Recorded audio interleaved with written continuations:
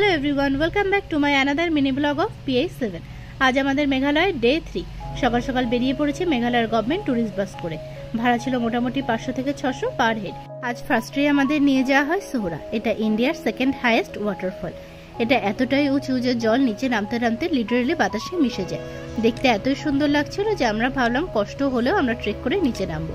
But কিছু দূর নিচে নেমে দেখি সিঁড়ি ওখানেই শেষ। সো তোমরা চাইলেও পুরোটা নিচে নামতে পারবে না। তাই আমরা ডাবল কষ্ট করে আবার উপরে উঠে এলাম, চললাম আমাদের পরবর্তী গন্তব্যে, এই রকটা দেখতে। গল্প কথায় আছে এই রকটি নাকি পুরোনো কালে এক অত্যাচারী দৈত্য ছিল।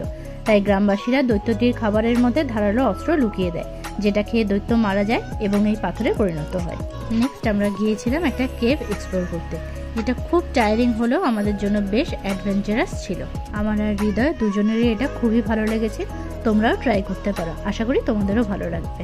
এখান থেকে বেরিয়ে আমরা যাই আমাদের আজকের দিনের শেষ গন্তব্য মেঘালয়ের ইকো পার্কে। এই জায়গাটাও খুব সুন্দর, খুব বড়। তোমার খালি মনে হবে তুমি এখানে যাবে ওখানে যাবে আর অনেক অনেক অনেক ছবি তুলবে।